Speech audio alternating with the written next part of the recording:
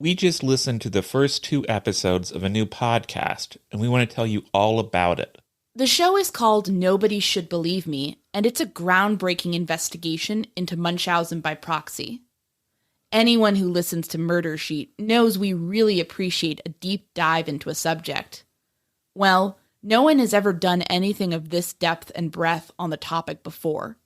You will be enthralled by the stories it tells, but even more importantly, you will learn a great deal about how to keep kids in your community safe from harm. But what makes this show different is that the host of the podcast, novelist Andrea Dunlop, has a uniquely personal connection to this subject.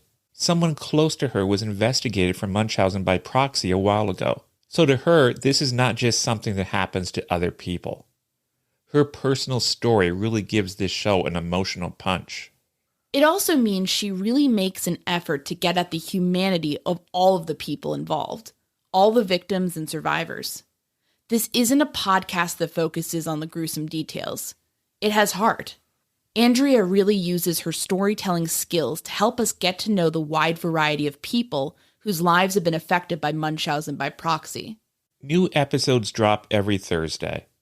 Listen and subscribe to Nobody Should Believe Me on Apple Podcasts or wherever you listen to podcasts. Content warning. This episode includes discussion of gun violence. Also, as a quick note, we'll take you through our sourcing at the end of the episode. Sitting at the counter of the Carbarn, the 3 strangers sipped coffee and munched on donuts, much like any other patrons. There was an odd quirk to their table manners, though. They ate using only their left hands. Their right hands stayed out of sight.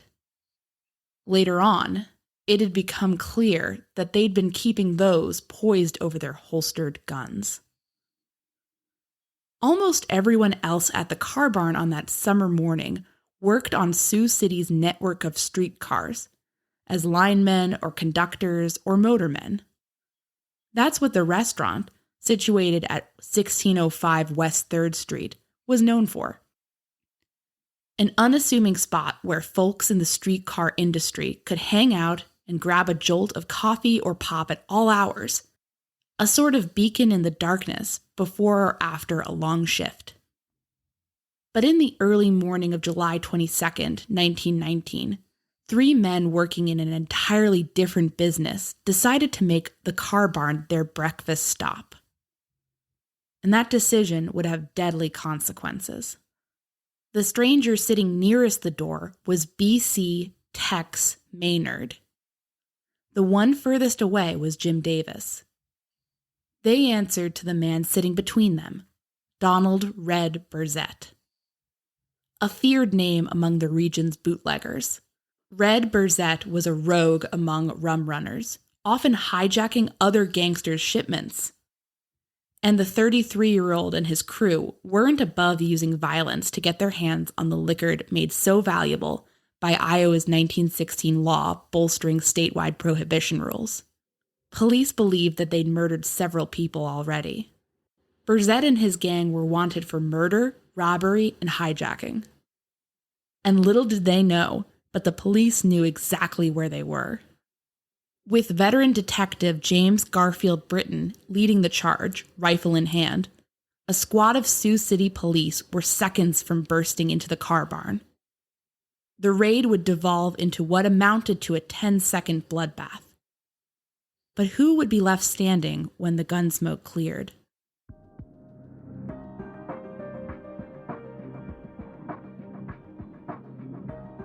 My name is Anya Kane. And I'm Kevin Greenlee. And this is The Murder Sheet, a weekly true crime podcast. Anya and I connected over the Burger Chef murders, a 1978 unsolved case involving the killings of 4 young restaurant employees. Now we're looking to track restaurant homicides.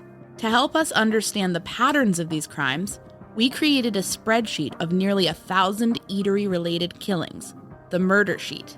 We'll be drawing on that data throughout Season 1 to give you a deep dive into undercovered crimes. We don't just rely on skimming the headlines. We dive into these cases to bring you in-depth coverage. We're the Murder Sheet, and this is Shootout at the Carbarn.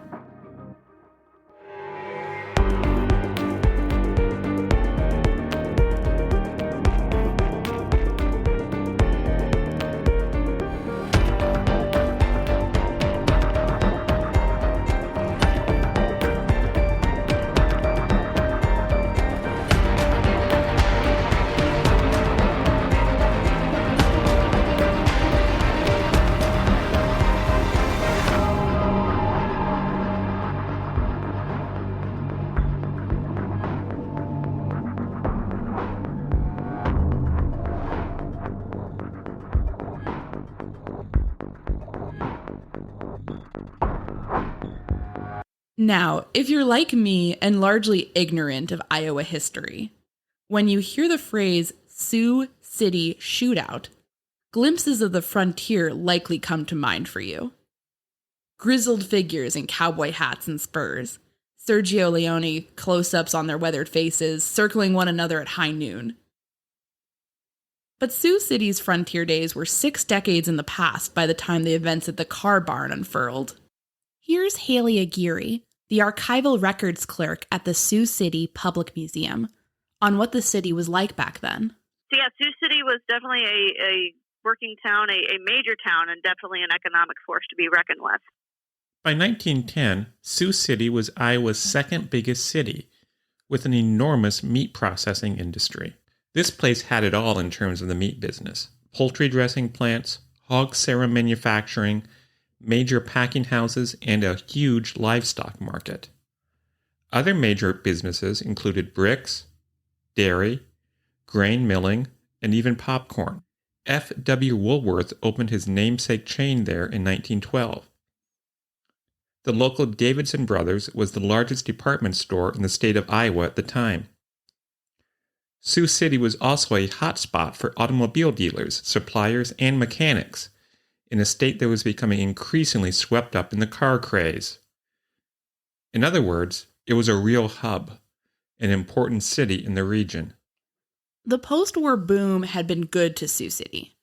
Between 1910 and 1920, the population spiked by 20,000 people to around 71,227, largely thanks to immigration from Eastern Europe and the Middle East. By 1919, a pro-labor, anti-prohibition mayor named Wallace M. Short was running the place. The 18th Amendment enforcing a national prohibition on alcohol was still a year away, but Iowa had been enforcing statewide prohibition measures since 1916. Those two elements, a swelling population and prohibition measures, were testing the city's small police department. And by 1919, that department was having some trouble dealing with the crime that went along with those factors. Around here, Iowa had technically declared prohibition long back in the 1880s, but we kind of had an official, we're really not kidding this time, prohibition in Iowa in 1916. And there's a lot of money to be made in running beer, alcohol, and illegally made alcohol across state lines or between towns and that sort of thing. Sioux City's underworld from that time has since enjoyed a bit of an outsized notoriety. Now, there are rumors abounding that Sioux City was a lot more crime-heavy than it was. Like Al Capone was supposed to have, secret underground tunnels here, and we found no historical evidence of that kind of crime. But, juicy rumors like that, people like to latch onto them, and so things have gotten inflated over time. Was there crime in Sioux City? Yes, but not near to the degree of, New York or Chicago or major metropolitan centers like that. Still, by November 1919, the Sioux City Journal was decrying the wave of violence, notably the 14 murders that occurred that year. It also attributed 4 of those murders to one specific group, Donald Red Burzette's gang. The gang seemed to capture public interest at the time. Red Burzette was described as a handsome former fireman.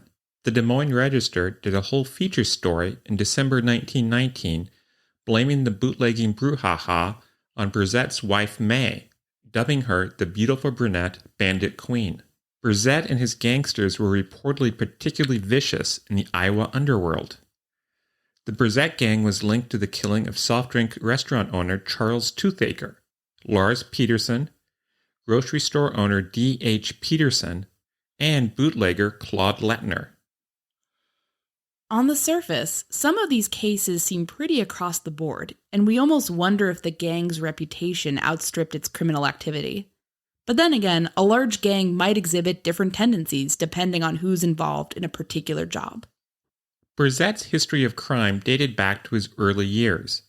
He was convicted of stealing furs from a train in Mason City, Iowa, at the age of 17.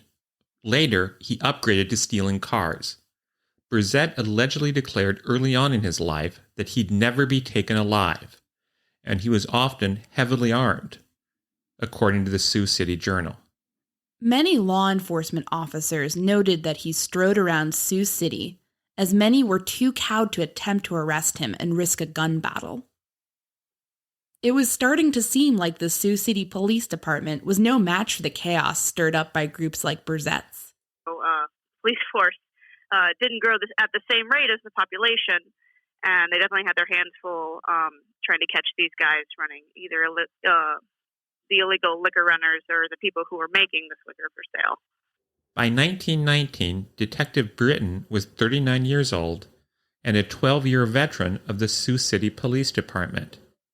In 1912, just 5 years after he joined the force, Britton had been made chief of police.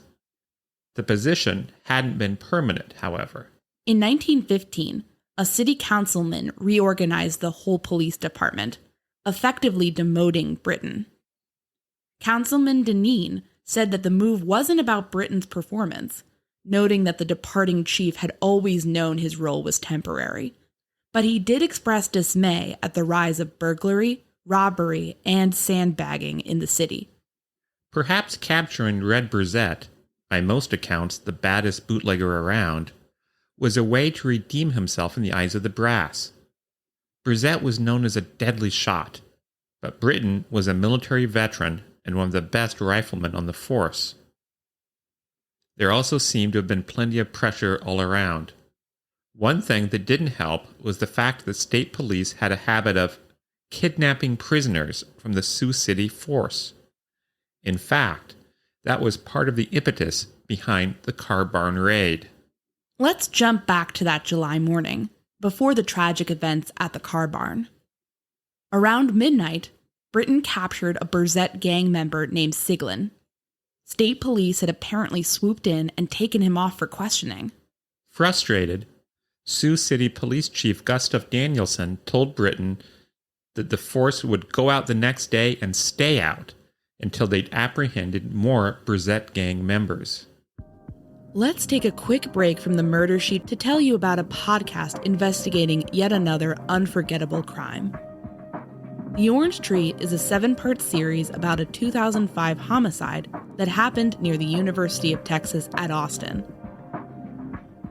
The murder of 21-year-old Jennifer Cave, who was shot, dismembered, and left in a bathtub at her friend Colton Petoniak's apartment, continues to haunt the area to this day.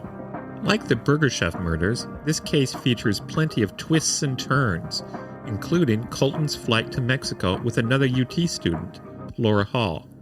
Both were later convicted in connection with the crime, although Colton has continued to appeal his verdict and claim innocence.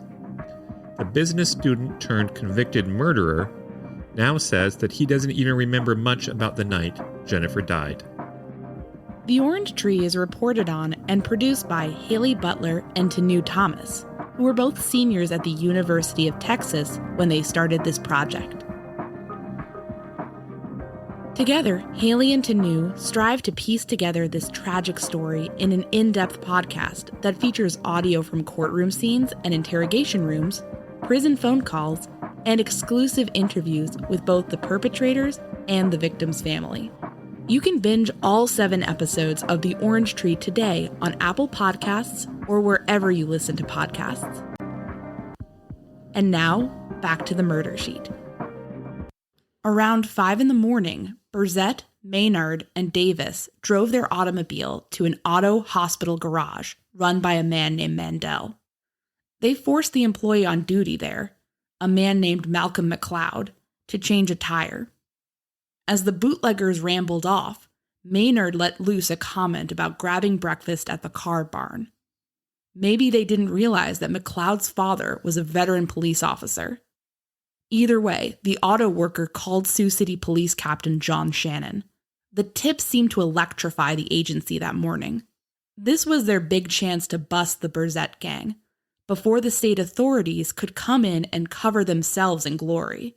So Shannon sent Patrolman James Haggerty to pick up Britton and his partner Maurice Farley at their homes.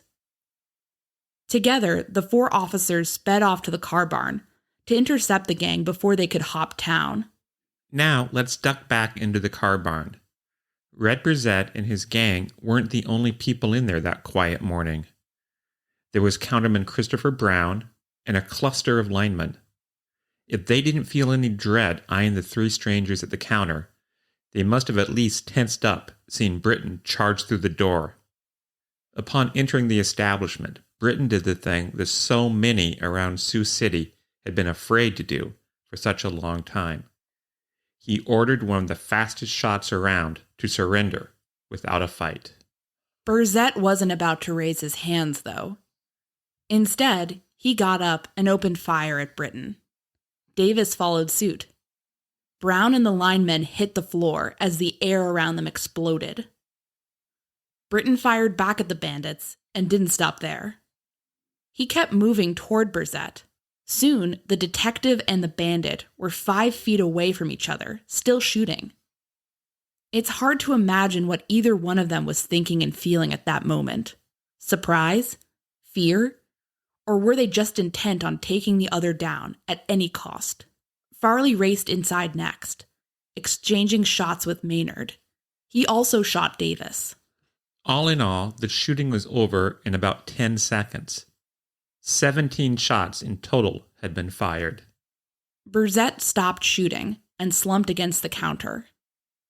One of the most feared guns in Sioux City was dead. And Britton wasn't unscathed either. He'd been shot and gravely wounded.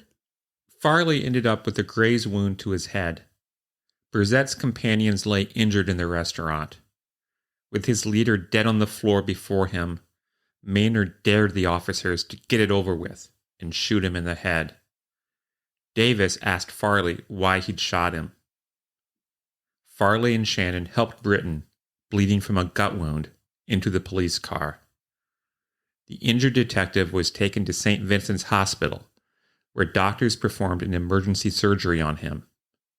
But Britton died in the hospital that afternoon. His death was a shock for Sioux City. Sure, crime had been on the rise, and the bootlegging had been a facet of the community, but the death of a police officer was still surprising. Britton's colleagues on the force also took the loss hard. One of the side stories I found out about this was his fellow officer, Al White, had actually heard of Britton's death and was so overcome with grief, he actually went up to St. Vincent's, where the two wounded outlaws were still being held, and he had this plan that he was going to go in there and take his revenge on the two outlaws, but he was stopped by the Sioux City police force, his fellow officers. But of course, Britton's friends and family members weren't the only ones experiencing a loss. The Carbarn incident left May Burzette widowed. We know she took her husband's body home to his parents in Clear Lake, Iowa. But the shooting also left many unanswered questions. Reports indicate that Maynard and Davis had a combined total of $2,400 on their person at the Carbarn. Burzette had a handful of dollars. His widow claimed that he'd have likely had more money than that with him, although certainly less than $1,000. May Burzette sued Sioux City police to get back the allegedly missing money, but to no avail. We wonder about what her perspective on the shooting would have been, whether she felt Burzette had been treated fairly by police and the media. As for Burzette's accomplices, investigators determined that it was a bullet fired by Davis, not Burzette, that had actually killed Britton. Davis received a life sentence, although he ended up escaping from prison in 1922. He was later recaptured in Vancouver. Years later, Davis received a pardon and went back to Sioux City. Maynard served 10 years at Fort Madison for attempted murder. True to his bootlegging roots, he later returned to Sioux City to work at a speakeasy. The Carbarn went out of business, partly from the deadly reputation, and partly because Sioux City streetcar operations moved locations. John J. McCoy operated a drugstore lab at the site for some years, and it also went through phases as a bakery, grocery store, and carpentry shop before shuttering in the 1940s. So what can we take away from this long-ago mayhem? Well, it's obvious enough to say that nowadays, the actions of Britton and his colleagues that day would probably come under scrutiny, to say the least. Were the gang members, halfway into breakfast at the Carbarn, really enough of a threat at that moment to justify charging in? What of the safety of the other patrons, who ended up hiding under tables to escape the hail of bullets. Why couldn't the officers have surrounded the place and grabbed Burzette as he came out? We wonder if Britton's zeal was fueled by the fact that he'd been demoted for failing to keep gangsters like Burzette in check. Or were raids like this, guns blazing in a public eatery, just standard procedure for law enforcement back then? That powers that be within the Sioux City police at the time seemed to be gunning for Burzette to ensure that he'd be kept out of the hands of state prosecutors. To a certain degree, these forces, along with Burzette's tendency to want to shoot his way out of trouble, coalesced with tragic results that day. 2 men were killed, a city was shaken, and a young family was left without a father. Still, Britton's legacy continues to live on, in a sense. In a statement sent from the Sioux City Police Department, Crime Prevention Officer Andrew Duttler said that Britton's passing is still honored on the Public Safety Memorial near City Hall, the National Law Enforcement Memorial in Washington, D.C., and that the agency's Police Training Center range is named in his honor. Britton was survived by his wife Maud and his daughter Maxine. Sioux City showed up in force for them in the aftermath of the shooting. I do think they garnered quite a bit of public respect, simply because you can kind of see, I don't know if there's evidence, but I would see where people would kind of see policemen as just as citizens, just like anybody else. After Detective Britton was shot, everyone all around the city gathered together at the First Baptist Church for his funeral, and some of them even waited outside. There wasn't enough room physically in the church for everybody who wanted to attend his funeral. So they just made a big line of procession out to Graceland Cemetery. The city came together and within a few days raised about $10,000 to provide for Britton's widow and his young daughter. And so that kind of community response, especially to Britton's murder, shows that the Sioux City people weren't dismissive of the police. They did recognize their importance and why they were there, especially as crime started getting more violent into the 20s with federal prohibition. Haley sent us a copy of an old photo of Britton with Maxine. He had sleepy eyes, ears that stuck out, and a light-colored hat with a big, dark band. When the picture was taken, Maxine was just a tiny baby with dark hair and a button nose. Maxine ended up marrying a man named Howard W. Cornelia. She stayed in town and named her oldest son to honor the father she lost so early in life. Maud would pursue a path not unlike that of her late husband, working as a house detective at Davidson's department store. She also remarried twice. We can't know this for certain, but she must have been partly inspired by Britton. We wonder when the last time she saw him was. Did she get a chance to bid him goodbye before he raced off toward his fate on that summer morning about 100 years ago? John I. Rice, a business professor in Sioux City, wrote a letter to Maud after the shooting, commending her husband. He wrote, "In sublime devotion to duty, he died a soldier of the peace, a sacrifice as glorious as any ever made upon the field of battle." We wonder if she took much solace in that. We'd like to thank Haley for all her insight and research help. She not only pulled together facts to shine a light on Sioux City in 1919, but she also provided us with relevant articles and documents on the case. Archives manager Tom Munson also has a great primer on the history of the city, which you can listen to on YouTube. We've included that link in our show notes. If you want to hear more about Sioux City's fascinating history, check out the Sioux City Public Museum. It's an amazing resource. We extensively used reporting from the Sioux City Journal in this episode, uncovered with Haley's help and through newspapers.com. There are a ton of great articles on the shootout, as well as the simmering tensions in the Sioux City Police Department in the years prior. The over-the-top article blaming Mae Burzette for her husband's actions came from the Des Moines Gazette. We were inspired to look into the Carbarn case by a retrospective article in the Sioux City Sunday Journal. It was written in 1939 by Emmett Curry. It was a very colorful, off-the-rails article that almost made the whole incident sound like something out of an old-time Western story. Another particularly helpful article was the 1942 retrospective from Neil Miller, a prolific pulp magazine writer. His Sioux City Journal article is written from the perspective of the Carbarn itself. It's as weird as it sounds, and also oddly poignant. Thanks for listening to this episode of The Murder Sheet. As always, thanks to Kevin Tyler Greenlee, who composed the music for The Murder Sheet, and who you can find on the web at kevintg.com. To keep up with the latest on The Murder Sheet, please make sure to follow us on Instagram and Twitter at Murdersheet, and on Facebook at msheetpodcast, or by searching Murder Sheet. If you enjoy listening to The Murder Sheet, please leave us a 5-star review to help us gain more exposure. And send tips, suggestions, and feedback to murdersheet@gmail.com. Thanks so much for listening.